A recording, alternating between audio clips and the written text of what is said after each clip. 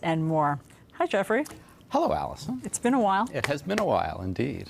I feel like we should address what's happened in the months since we've seen you, since some of our viewers may not know what has happened. So I guess I'll recap. I'll do the honors. Help yourself. Okay.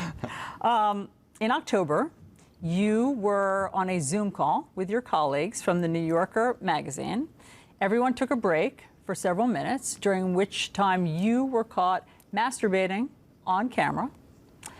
You were subsequently fired from that job after 27 years of working there. And you, since then, have been on leave from CNN. Do I have all that right?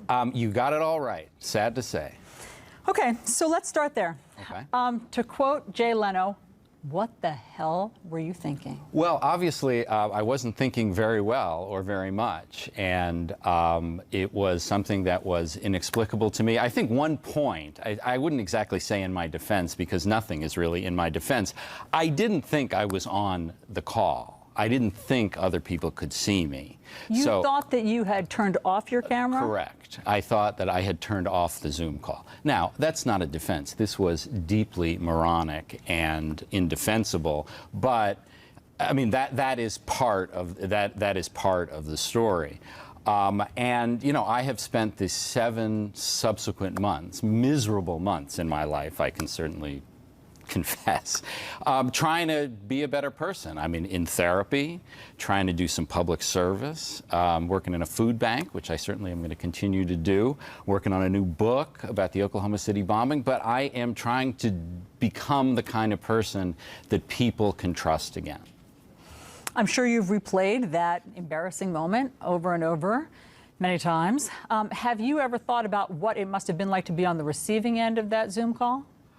Well, I haven't just thought about it. I've spoken to several of my former colleagues at the New Yorker about it, and you know, they were shocked and appalled. I think they realized that this was not intended for them. I think they realized that this was something that I would immediately regret, as I certainly did. And it was that day that I began apologizing, and that is something that I have tried to continue to do, both publicly and privately. You know, we've covered a lot of political scandals, and we've heard what I like to think of as the politician apology, which is, you know, I'm sorry if you were offended, which always sounds to me like I've said the words, now get off my back. That's exactly what I've tried not to do.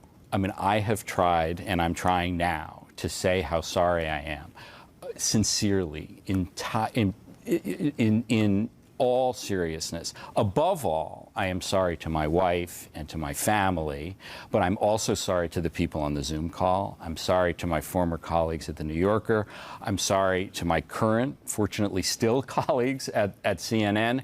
And I'm sorry to the people who read my work and who watched me on CNN and who thought I was a better person than this. And so, you know, I got a lot to rebuild, but I feel very privileged and very lucky that I'm going to be able to try to do that. I mean, one of the ironies of this whole incident is that for decades you have covered the bad judgment and sexual proclivities of public figures and politicians like Bill Clinton and Anthony Weiner and Elliot Spitzer and Donald Trump, and I could go on.